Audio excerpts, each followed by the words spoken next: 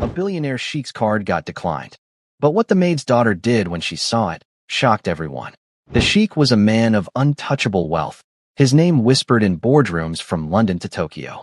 Yet one ordinary night, under the humming lights of a convenience store, everything changed. Declined. The machine flashed, and the room fell silent. A man behind him muttered, "Problem," while a teenager snickered, "Dressed like a king, but can't buy a bottle of water." And then, a small voice cut through the air, "I can pay for it." That moment, so small, almost laughable, would ignite a chain of events no one could have predicted.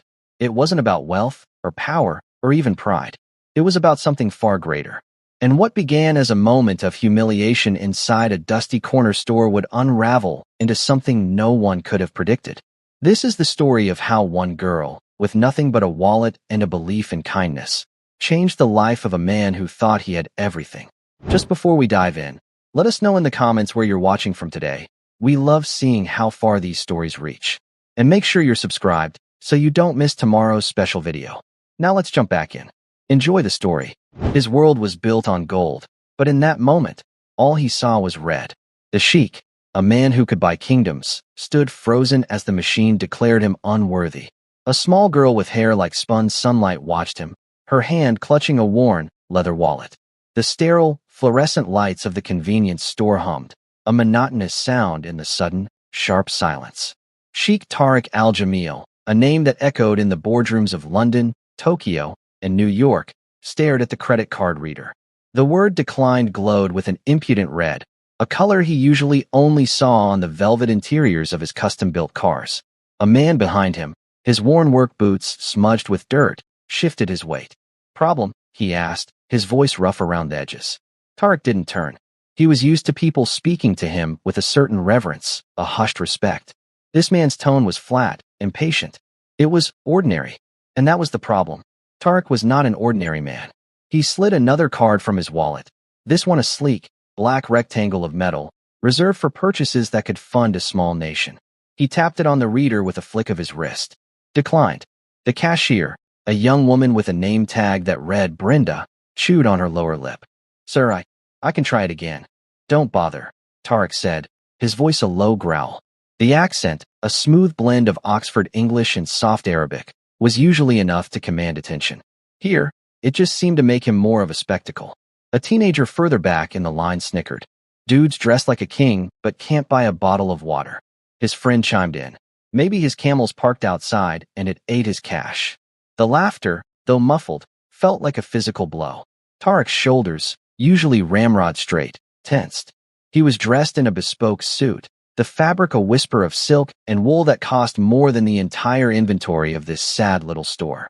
On his wrist, a watch ticked with the quiet precision of a Swiss master, its face a constellation of tiny diamonds. He was the epitome of wealth, of power, of a life lived beyond the reach of ordinary men. And he couldn't buy a simple bottle of water. "I can pay for it." The voice was small, high-pitched, and impossibly clear in the charged atmosphere.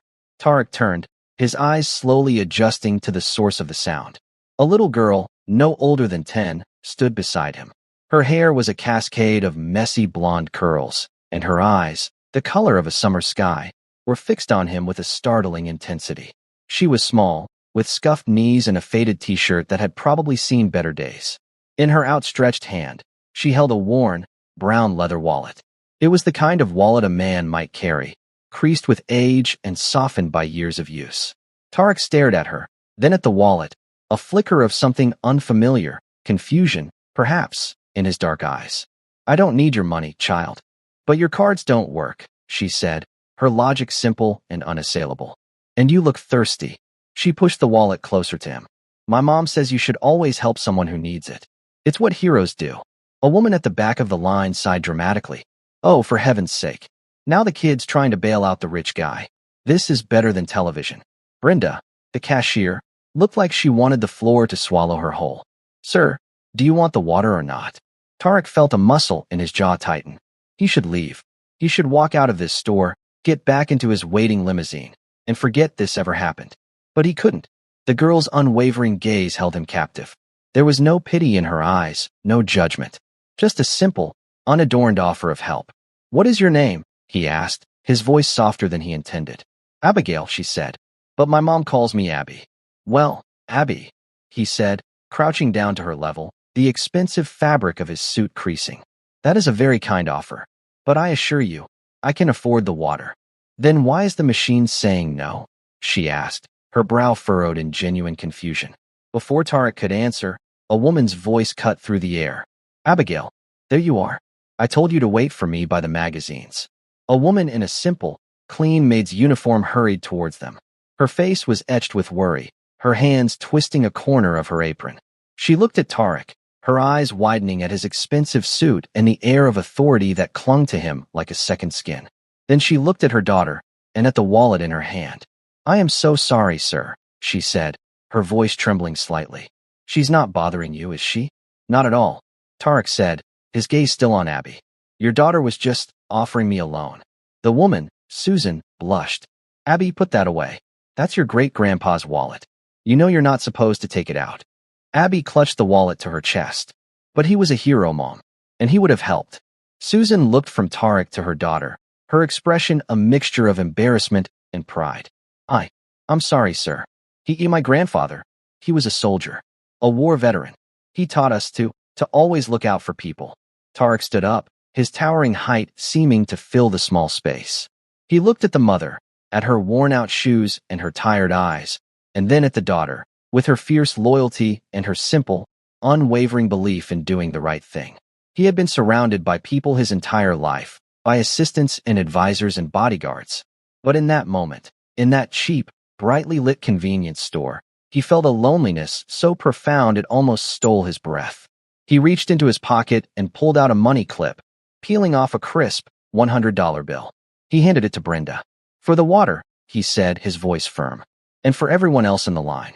Whatever they're buying, it's on me. A murmur of surprise rippled through the line. The teenager who had mocked him now stared at him with wide eyes. Brenda took the money, her hand shaking slightly. Tarek then turned to Abby. He knelt down once more, his eyes meeting hers. Your great-grandfather was a wise man, he said. And you, little one, are a worthy heir to his legacy.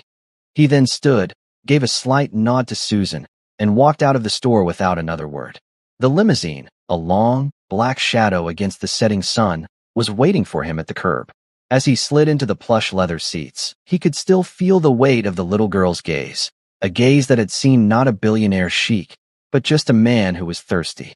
And in that simple act of seeing, she had shown him a world he had long forgotten existed, a world where kindness was a currency more valuable than gold.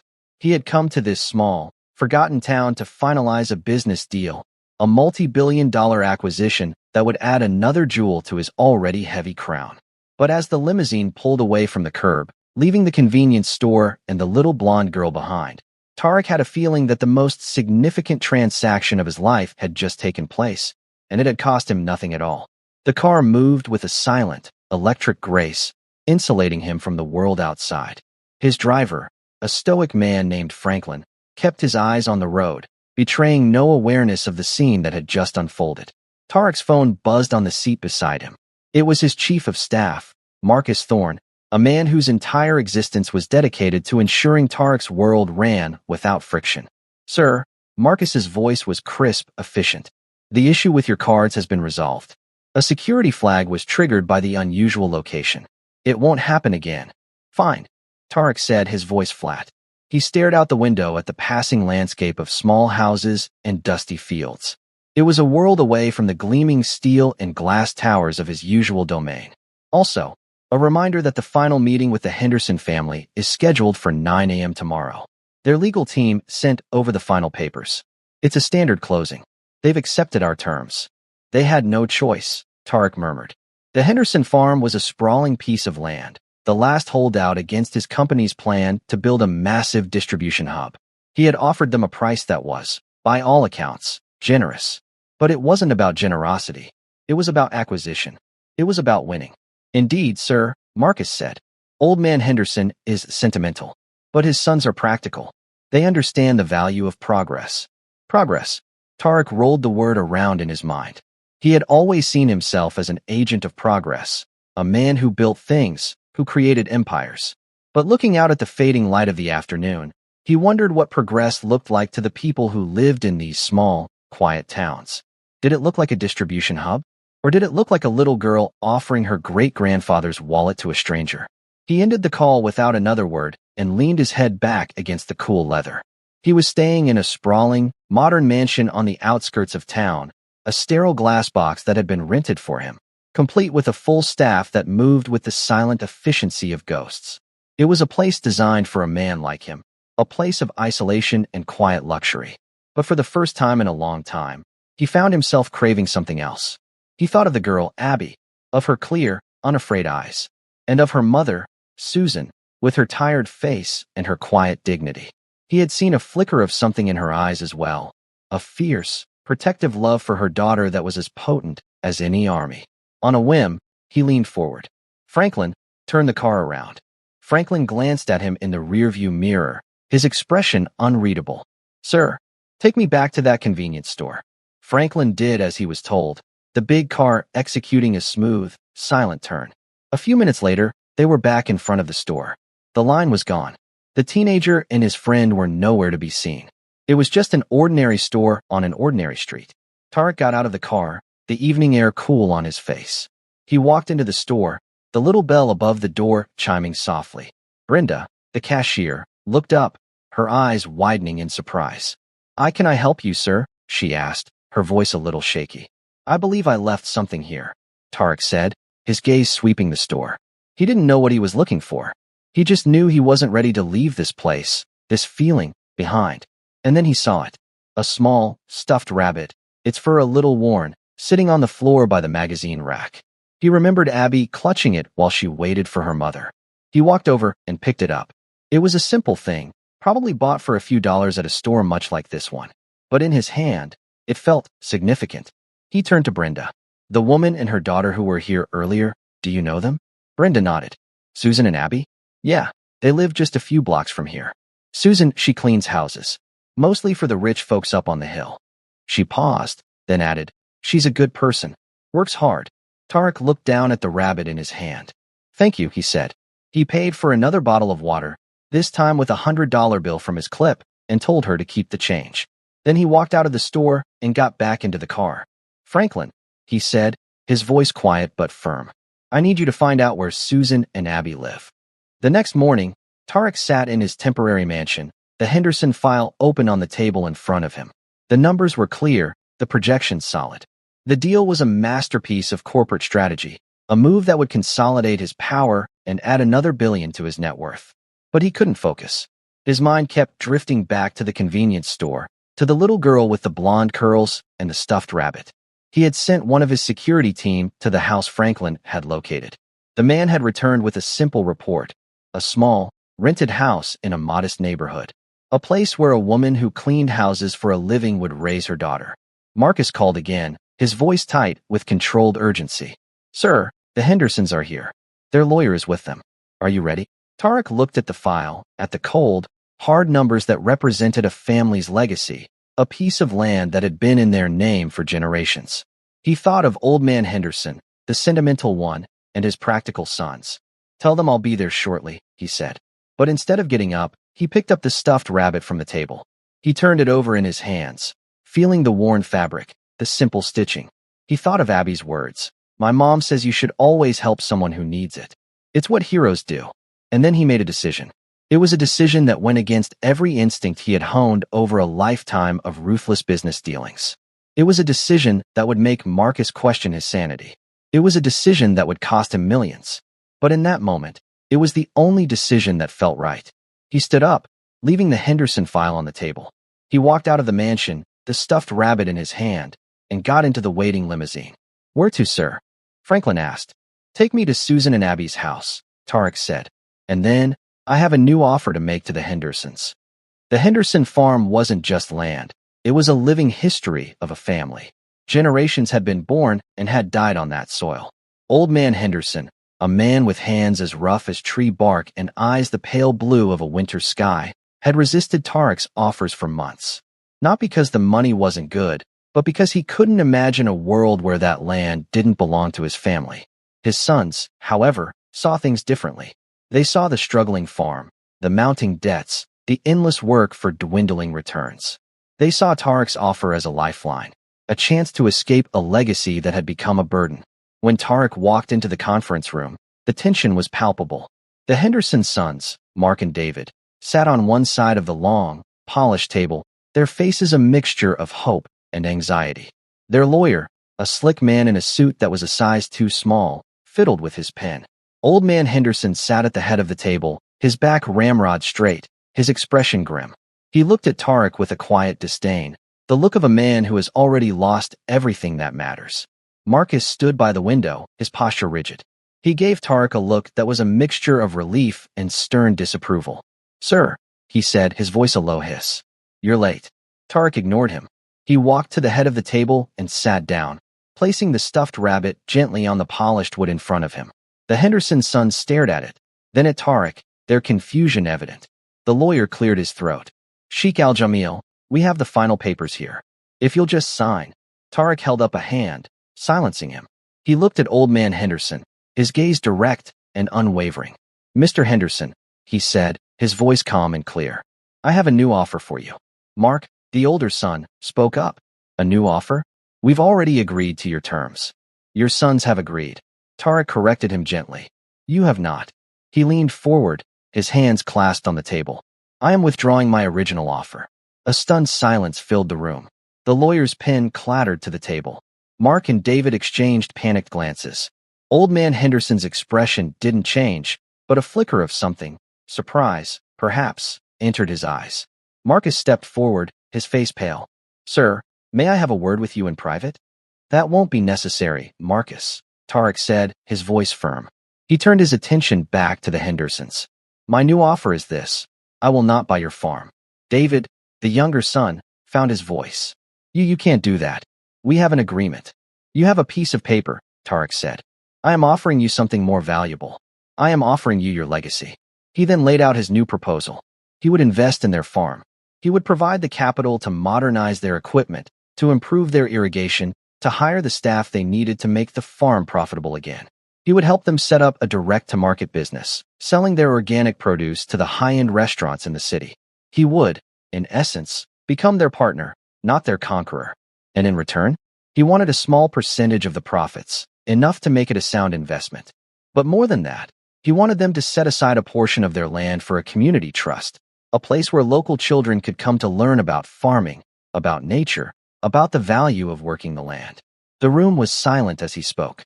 The Henderson sons looked at him as if he had grown a second head. The lawyer stared, his mouth agape. Old man Henderson, however, was looking at him with a new light in his eyes.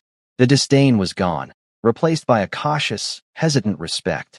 When Tarek finished, the old man spoke, his voice raspy with emotion. "Why?" he asked. "Why would you do this?" Tarek looked down at the stuffed rabbit on the table. He thought of a little girl with blonde hair and a worn leather wallet. He thought of a war veteran who taught his family to always look out for people. "Because," Tarek said, his voice barely a whisper, "I was reminded of the value of things that cannot be bought or sold." The deal was struck, not with a flurry of signatures, but with a simple, firm handshake between Tarek and old man Henderson.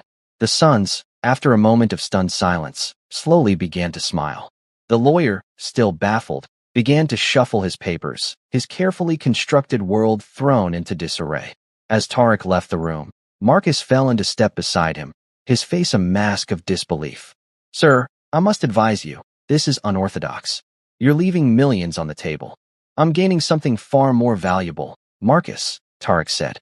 He then handed the stuffed rabbit to his chief of staff. "See that this is returned to its owner. Her name is Abigail. She lives on Elm Street." Marcus took the rabbit as if it were a live grenade. "Sir, and Marcus," Tarek added, a faint smile touching his lips for the first time that day. "Cancel my flight. I think I'll be staying in town for a while." He walked out into the bright morning sun, feeling a lightness in his chest he hadn't felt in years. He had come to this small town to conquer, to acquire, to win. But in the end, he had surrendered. And in that surrender, he had found something he hadn't even known he was looking for, a reason to build, not just an empire, but a better world, one small, forgotten farm at a time. Marcus Thorne felt utterly ridiculous.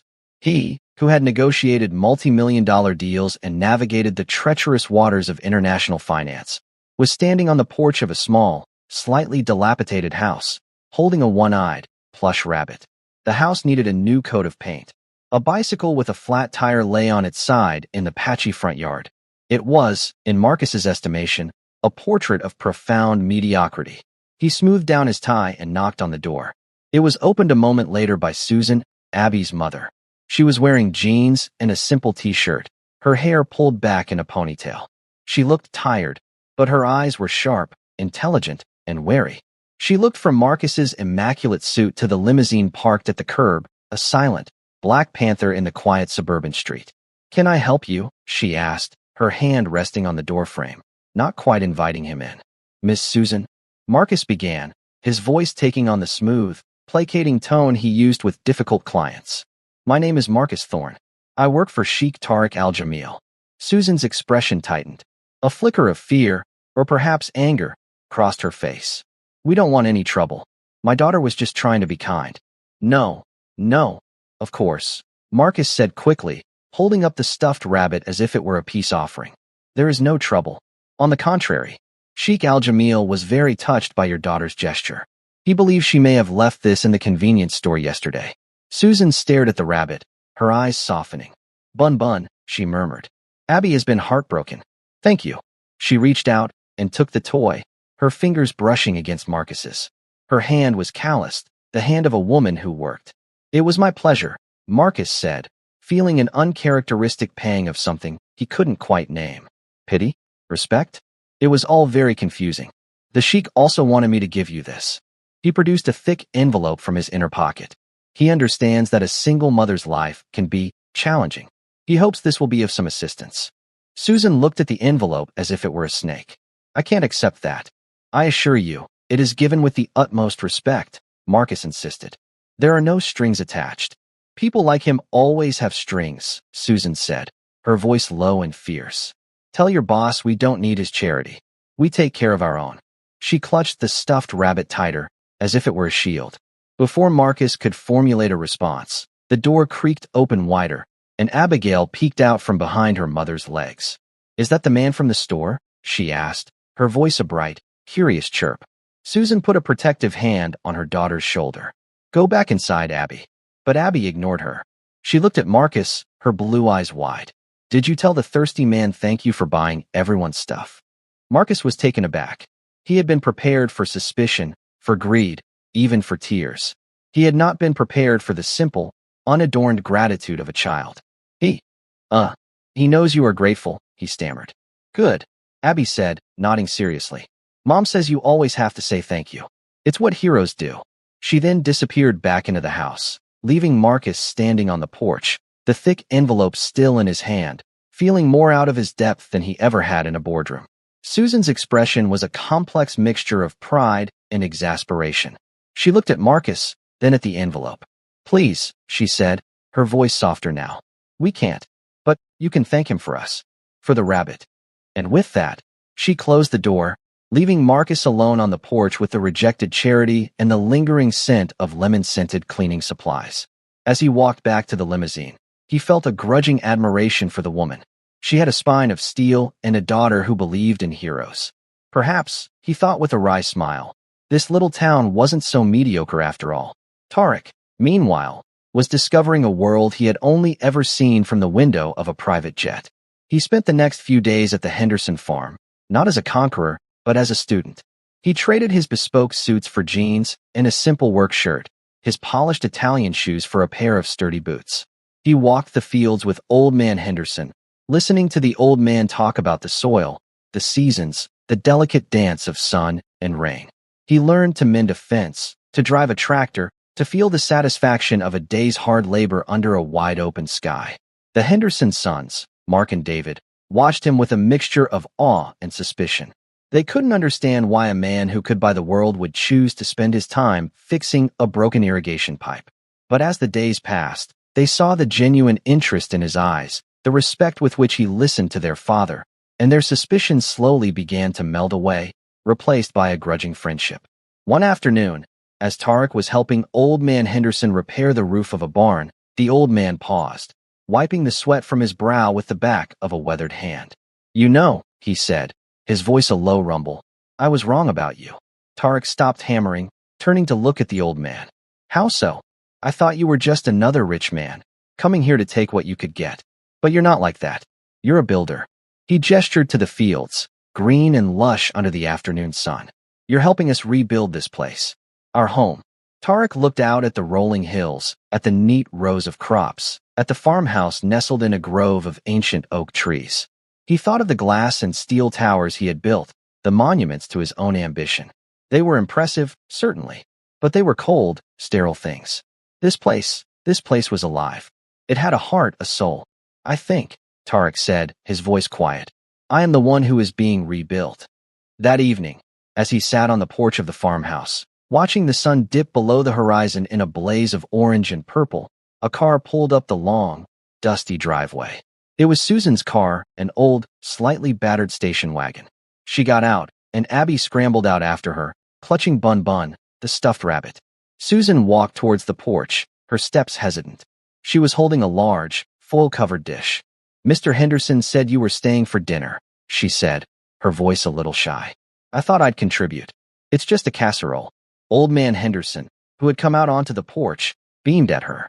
"Susan, my dear, you didn't have to do that. It's the least I could do," she said, her gaze flickering towards Tarek. "To thank you for everything."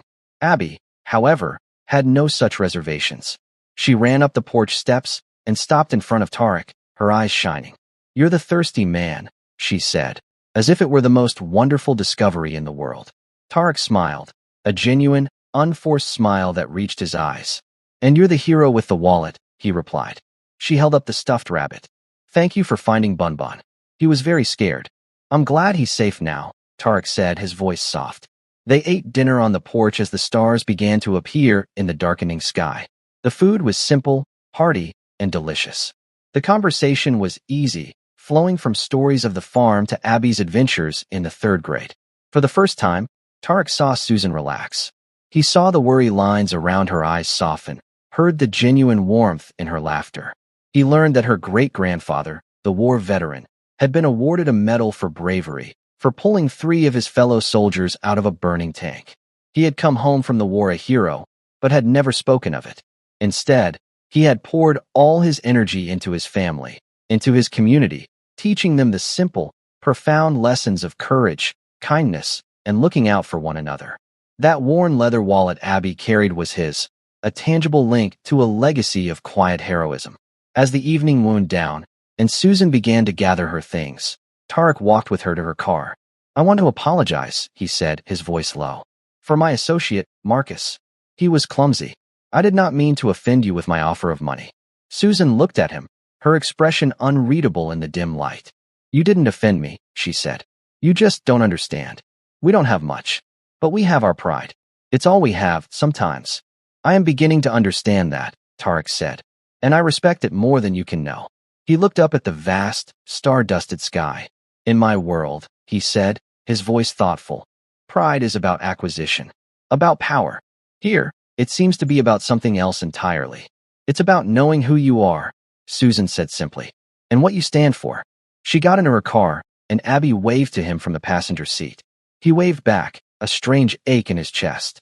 He watched them drive away, the red taillights of the old station wagon disappearing into the darkness. He stood there for a long time, listening to the chirping of the crickets and the rustle of the wind in the trees. He had come to this town a king, a man who believed he had everything. But as he stood on the porch of the Henderson farm, under a canopy of 1,000,000 stars, he realized he had been living in a very small, very empty kingdom. And a little girl with blonde hair and a hero's wallet had just shown him the way to a much larger, much richer world. News of Sheikh Tariq al-Jamil's strange new project traveled fast. In the boardrooms of his global empire, it was met with a mixture of disbelief and alarm. Whispers started to circulate. The Sheikh had lost his mind. He was having a breakdown. He was being manipulated by a bunch of simple-minded farmers. Marcus Thorne found himself in the unenviable position of having to field the frantic calls from board members and investors. He tried to reassure them, to spin the story as a savvy philanthropic venture, a PR move. But in his heart, he knew it was more than that. He had seen the look in Tariq's eyes, the quiet determination, the sense of purpose. The Sheikh wasn't losing his mind. He was finding it. The real trouble started when a man named Richard Sterling caught wind of the situation. Sterling was a ruthless corporate raider, a man who saw Tariq not as a rival, but as prey. He had been circling Tariq's company for years, looking for a weakness, an opening.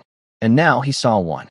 Sterling began to quietly buy up stock in Tariq's company, using shell corporations and back-channel deals. He planted stories in the financial press, painting Tariq as an eccentric, unstable leader who was squandering the company's resources on a sentimental pet project. The narrative was simple and effective. The king had abandoned his throne, and it was time for a new ruler. Back in the small town, Tariq was blissfully unaware of the storm gathering on the horizon. His days were filled with the simple, satisfying rhythms of the farm. He had helped the Hendersons secure a contract with a chain of high-end organic grocery stores, and the first major harvest was just a few weeks away. The farm was coming back to life, and so was he. He had also found himself drawn more and more into the life of the town. He donated a significant sum to the local library, a place Abby loved. He sponsored the Little League baseball team. He became a regular at the local diner, where the waitresses knew his order by heart. He was no longer a spectacle, an outsider. He was becoming a part of the community. His friendship with Susan and Abby had deepened as well. They often had dinner together at the Henderson farm, or he would join them for a picnic in the park. He found himself captivated by Abby's endless curiosity, by her simple, profound wisdom. And he found himself drawn to Susan's quiet strength, her fierce independence, her unwavering moral compass. One sunny afternoon, he was helping Abby with a school project in the town square. They were building a model of the solar system out of styrofoam balls and wire. The sun is the biggest, because it's a star, Abby explained with the grave seriousness of a seasoned astronomer. And all the planets have to circle around it. It's called gravity. Tariq smiled. That's right. The sun is the center. It holds everything together. Like my mom, Abby said matter-of-factly. She's my gravity. Tariq looked over at Susan, who was sitting on a nearby bench, reading a book, a soft smile on her face. And in that moment, he felt a pull stronger than any business deal, more compelling than any acquisition. It was a feeling of belonging. The moment was shattered by the sharp ring of his phone. It was Marcus, his voice tight with urgency. Tariq, we have a problem. A big one. Marcus quickly laid out the situation. Sterling's hostile takeover bid. The plummeting stock prices. The panic among the investors. The empire Tariq had spent his life building was on the verge of crumbling. You need to come back, Marcus said, his voice pleading. You need to fight this. You need to remind them who you are. Tariq looked at the styrofoam solar system in his hands. He looked at Abby, her face clouded with concern. He looked at Susan, who was now watching him, her book forgotten. He had a choice to make. He could return to his world of glass and steel, to the battlefield of the boardroom, and fight to reclaim his throne. Or he could stay here, in this small, quiet town, in this world of simple truths and profound connections. He thought of what Susan had said. Pride is about knowing who you are and what you stand for. He knew who he was. He was a builder, and he knew what he stood for. He was no longer interested in building empires of gold. He wanted to build a world of kindness, of community, of quiet heroism. I'm not coming back, Marcus, he said, his voice firm. There was a stunned silence on the other end of the line. Tariq, you can't be serious. You're just going to let him take everything. He can have the company, Tariq said. He can have the buildings, the jets, the money. It's just stuff. I have something far more valuable here. He ended the call, his heart pounding, but his mind clear. He had made his choice. He had let go of his kingdom. He walked over to Susan, his steps sure and steady. I have to tell you something, he said, his voice low and serious. She looked up at him, her eyes searching his. What is it? I am no longer a billionaire, he said. A slow smile spread across Susan's face. Good, she said. You were never very good at it. And in that moment, surrounded by the laughter of children and the warm afternoon sun, Tariq al-Jamil, the man who had lost an empire, felt, for the first time in his life, like the richest man in the world. He had finally found his gravity. And it was here, in this small town, with this remarkable woman and her extraordinary daughter. The battle for his company was just beginning, but the battle for his soul had already been won. The news of Tariq's abdication hit the financial world like a seismic shock. For a few days, it was the only story that mattered. Pundits debated his sanity, rivals celebrated his downfall, and for a brief, dazzling moment, the small, unassuming town found itself in the international spotlight. Reporters descended, their satellite trucks lining the quiet streets, their cameras pointed at the diner, the convenience store, the Henderson farm, anywhere that might offer a glimpse of the eccentric ex-billionaire. But the town, in its quiet, stubborn way, closed ranks. The residents, who had come to see Tariq not as a sheik, but as a neighbor, offered polite but firm no comments. Old Man Henderson chased a particularly persistent journalist off his property with a rake. Brenda, at the convenience store, became an expert at smiling blankly. The story, lacking a fresh angle, quickly fizzled out. The world, with its short attention span, moved on. For Tariq, life became both simpler and infinitely more complex. The constant buzz of his phone was gone. The endless stream of reports and market analyses ceased.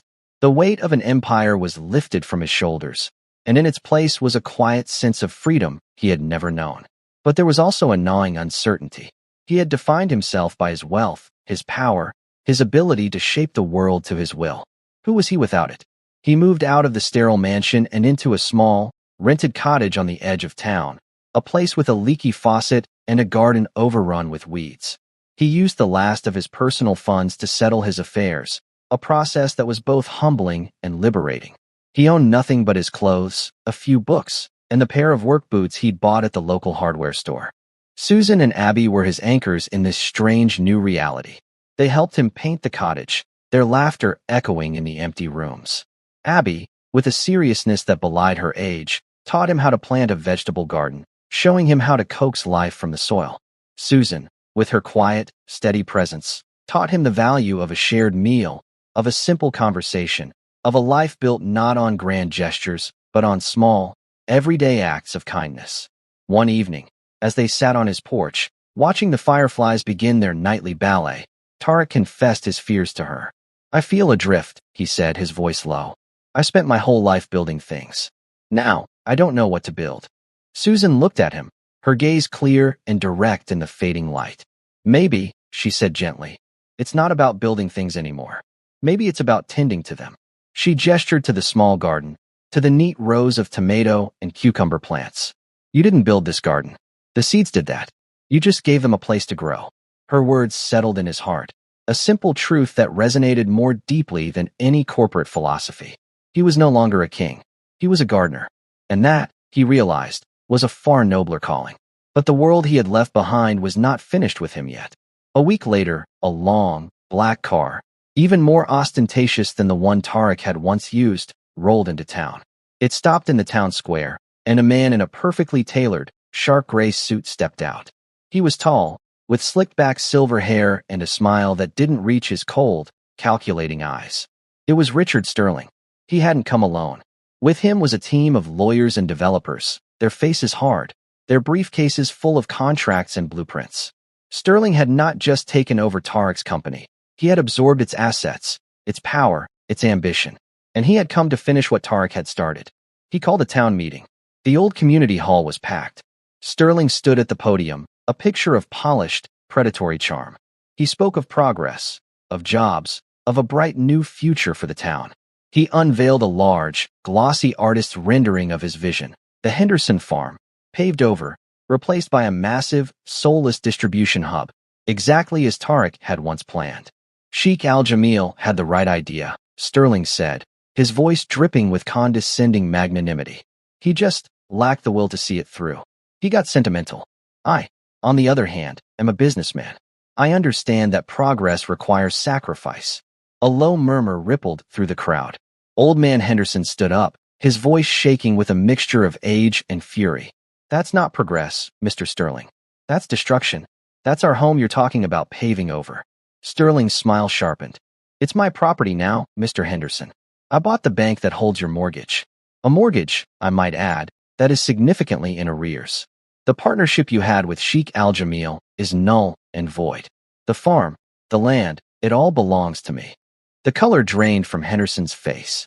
The room erupted in angry shouts. But Sterling was unmoved. He held up a hand, silencing the crowd. "I am, however, a reasonable man, he said, his eyes scanning the room until they landed on Tarek, who was standing in the back, his face a grim mask. I am prepared to offer the town a deal. A community benefits package. New roads, a new school. All I ask for in return is your cooperation. No protests. No legal challenges. A smooth, orderly transition. He paused, letting his words sink in. Or, you can fight me. And I assure you, you will lose. And then you will get nothing. He looked directly at Tarek, a triumphant smirk on his face. It's your choice. The path of sentiment, or the path of profit. Your former friend here chose sentiment. Look where it got him. The meeting ended in disarray. The town was divided. Some, swayed by Sterling's promises, saw the distribution hub as a necessary evil, a chance for jobs in a town that desperately needed them. Others, led by the Hendersons, saw it as a betrayal, a desecration of their way of life. Tarek found himself at the center of the storm. He had, inadvertently, brought this serpent into their garden. He felt a crushing weight of responsibility. He had lost his fortune, his company, his power. What could he possibly do now? That night, he sat on his porch, staring into the darkness, the angry, fearful voices from the town meeting echoing in his head. He had never felt more powerless. Susan found him there, a cup of tea in her hand. She sat beside him, the silence between them comfortable, familiar. It's my fault, he said, his voice hoarse. I brought this on them. You brought them hope, Susan corrected him gently. You showed them a different way.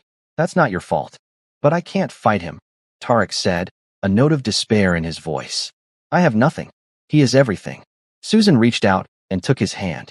Her touch was warm, steady. You're wrong, she said. He has money. He has power. But you have something he'll never have. What's that? He asked, looking at her, at the quiet strength in her eyes. You have us, she said. You have this town. And you have the truth on your side. She squeezed his hand. That's not nothing, Tarek. That's everything. Her words were like a spark in the darkness. He looked at his hands, no longer the soft, manicured hands of a billionaire, but the calloused, capable hands of a man who worked the land. He thought of the Hendersons, of their fierce love for their farm. He thought of Brenda at the convenience store, of the folks at the diner, of the entire town, a tapestry of ordinary people with extraordinary hearts. And he thought of Abby, of her simple, unwavering belief in heroes. A slow, determined fire began to burn in his chest. Sterling was right. This was a battle between two worlds, two sets of values. The world of sentiment versus the world of profit. And Tarek knew, with a certainty that settled deep in his bones, which side he was on. He stood up, his back straight, his eyes clear. He wants a fight, he said, his voice low and steady. Then we'll give him one. He was no longer a king. He was no longer a billionaire. He was just a man, standing with his neighbors, ready to defend his home. And in that moment, he was more powerful than he had ever been. The war for the soul of the town had begun. The first shot was fired not with a gun, but with a sheaf of legal papers. Sterling's lawyers filed a motion to evict the Hendersons, citing the defaulted mortgage. A date was set. They had 30 days. The town seemed to hold its breath. The initial anger and defiance began to curdle into fear and resignation. How could they possibly fight a man like Sterling? He was a giant, and they were small. But Tarek had a plan. He had spent his life navigating the complex world of finance and law.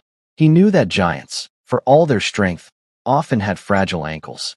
He called a meeting, not in the community hall, but in the Hendersons' barn. The air was thick with the scent of hay and old wood.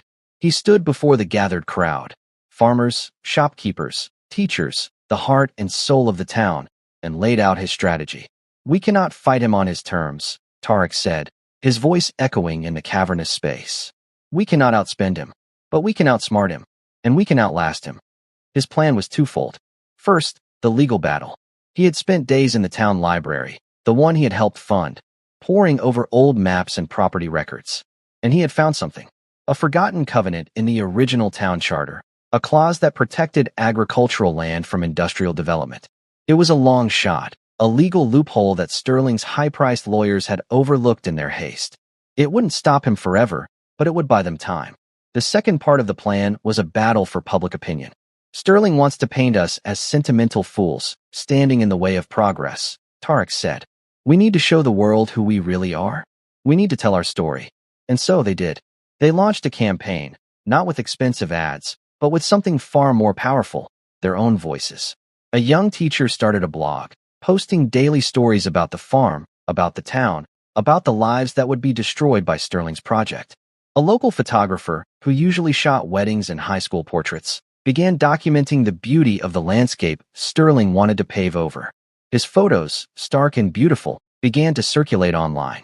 Susan, who had a quiet, eloquent way with words, wrote a letter to the editor of the state newspaper. She didn't write about legal loopholes or economic impact. She wrote about her daughter, about the lessons of her great-grandfather, about a community that believed in looking out for one another.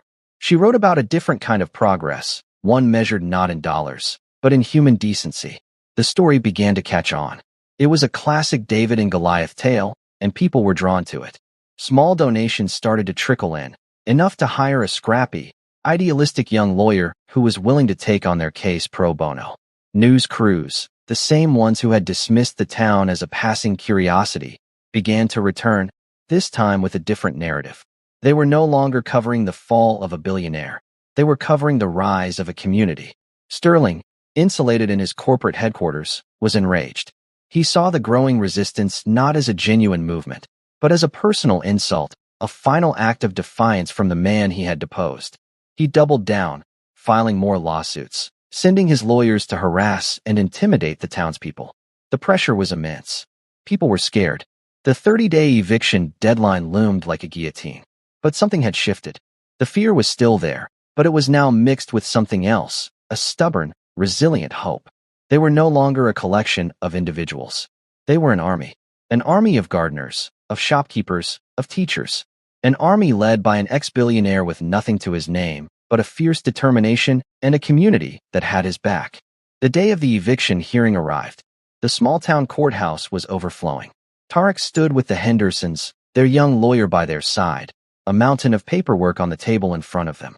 On the other side of the aisle was Sterling's legal team, a phalanx of expensive suits and smug expressions. Sterling himself sat in the front row, a silent, imposing figure.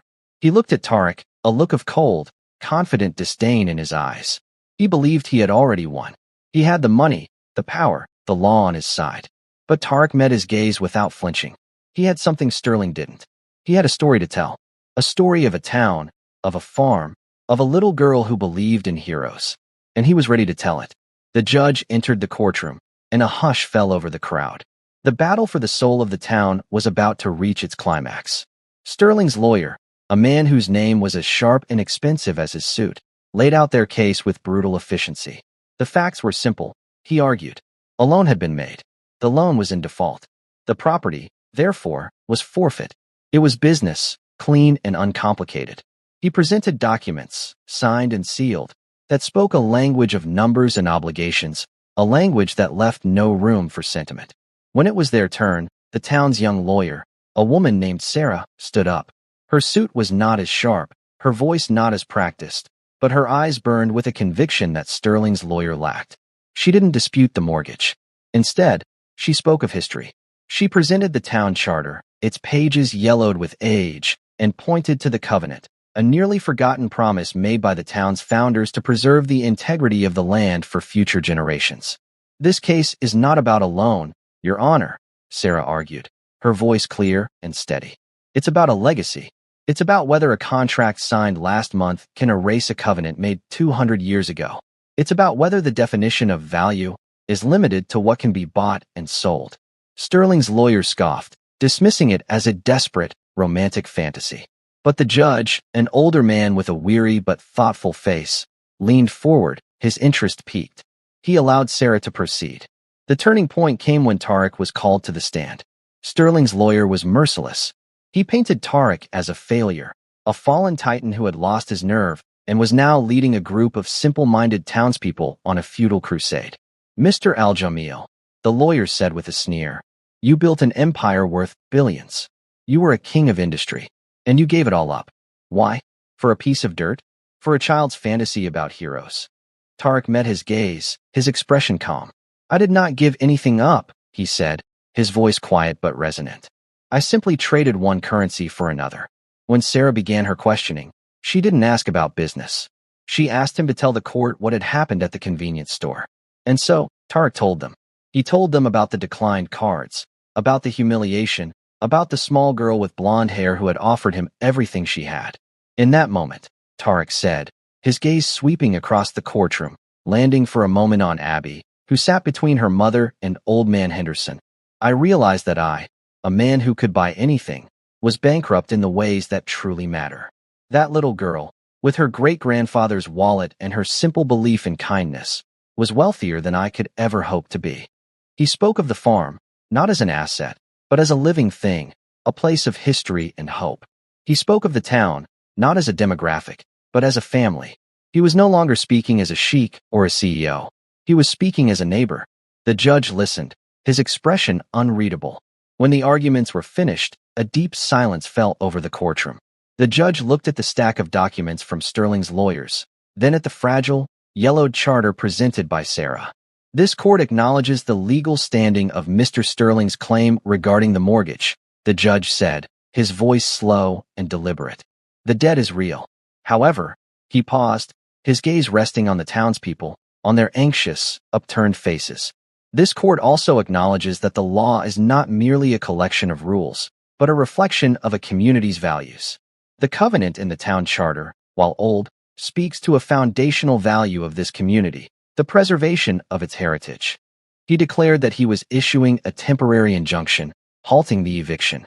He was referring the case to the State Historical Preservation Committee, ordering a full review of the covenant's legal standing. The process would take months, perhaps even years. It wasn't a final victory, but it was a reprieve. It was a lifeline. A collective gasp of relief swept through the town's side of the courtroom. The Henderson sons hugged their father, tears streaming down their faces. Susan squeezed Tarek's hand, her own eyes shining. Sterling's face was a thundercloud. He stood up abruptly, his jaw tight with fury. He had been denied his swift, clean victory. He had been delayed, challenged, forced to acknowledge a power that couldn't be measured on a balance sheet. He shot Tarek a look of pure venom, then turned and stormed out of the courtroom, his lawyers trailing in his wake like pilot fish. The townspeople spilled out onto the courthouse steps, their chatter and laughter filling the afternoon air. They had faced the giant, and he had not crushed them. For the first time, they truly believed they could win. Tarek stood apart from the celebration, watching the joy, feeling a profound sense of peace. He had lost an empire, but he had helped save a home. As Sterling was about to get into his waiting limousine, a small figure blocked his path. It was Abby. She said nothing, her small face serious, her blue eyes unwavering. She simply held out the worn, brown leather wallet. Sterling glared down at her. "What do you want, child? Get out of my way." "I think you need this," Abby said, her voice clear and small in the sudden quiet. "My great-grandpa was a hero. He said you have to be brave to be kind, especially to people who have forgotten how." Sterling stared at the wallet as if it were a scorpion. This was the source of it all. This ridiculous, sentimental object. This relic of a world he had long ago dismissed as weak and irrelevant. He looked from the wallet to the girl's face, a face devoid of fear or guile. She wasn't mocking him. She was offering him help. For the first time in his life, Richard Sterling was utterly speechless. He was a man who commanded boardrooms, who broke companies, who bent the world to his will. But he had no defense against this. No strategy for an enemy who met him not with anger, but with compassion. He didn't take the wallet. He simply stood there for a long moment, a strange, unreadable expression on his face. Then, without a word, he turned, got into his limousine, and was gone. The next morning, Sarah received a call. Sterling was withdrawing all legal action. He was selling the mortgage back to the Henderson family for the symbolic sum of $1. No explanation was offered. He simply surrendered. The town was in shock, then in jubilation. A victory party was held at the Henderson farm, a celebration that lasted long into the night. They had won. The giant had retreated. Amid the celebration, Tarek found a quiet moment on the porch with Susan and Abby. Abby was asleep in her mother's lap, her hand still clutching the old leather wallet. "He just gave up," Tarek said, still struggling to comprehend it. "Why?" Susan looked down at her sleeping daughter. "Because you can't defeat an idea, Tarek. And Abby, she's a very powerful idea." She smiled, a soft, warm smile that made Tarek's heart ache in the best possible way. She reminded him of something he'd lost, maybe something he never had. 6 months later, the Henderson farm was transformed. New equipment, paid for by a consortium of ethical investors Tariq had connected them with, gleamed in the fields. The first harvest had been a record breaker. The plans for the community trust were laid out. A corner of the farm set aside for a place where children could come to learn, to grow, to get their hands dirty. The town was not just surviving, it was thriving. Tariq had found his purpose. He wasn't building an empire, he was tending a garden. He had become a partner in the farm, his business acumen now used to create sustainable growth, not ruthless acquisition. He and Susan were building a life together, their love a quiet, steady thing that had grown out of shared battles and simple truths. One day, a small, unassuming package arrived for him in the mail. There was no return address. Inside, nestled in a simple box, was a stock certificate. A single share in a newly formed company called Legacy Farms, a venture dedicated to supporting small, family-owned farms across the country. There was no note, but Tariq knew. It was a message from a world he had left behind, a quiet acknowledgement from a man who had been defeated not by power, but by a little girl with a hero's wallet. It was a sign that perhaps, just perhaps, the seed of kindness Abby had planted had found fertile ground in the unlikeliest of places. That evening, as the sun set over the rolling hills, Tariq sat on the farmhouse porch with Susan and Abby. Abby was showing him a drawing she had made, a picture of the farm with a smiling sun, a man, a woman, and a little girl holding hands in the foreground. "This is us," she said, pointing with a crayon. "This is our home." Tariq pulled her into a hug, the scent of summer grass and childhood filling his senses. He looked at Susan over Abby's blonde head, her eyes reflecting the warm colors of the setting sun. He had come to this town a thirsty man, a king without a kingdom. And here, in the heart of this small, forgotten place, he had found everything he had ever been searching for. He had found his gravity. He had found his wealth. He had found his home. And that's where we'll end the story for now. Whenever I share one of these, I hope it gives you a chance to step out of the everyday and just drift for a bit. I'd love to know what you were doing while listening. Maybe relaxing after work, on a late-night drive, or just winding down. Drop a line in the comments. I really do read them all. And if you want to make sure we cross paths again, hitting like and subscribing makes a huge difference. We are always trying to improve our stories, so feel free to also drop your feedback in the comment section below. Thanks for spending this time with me.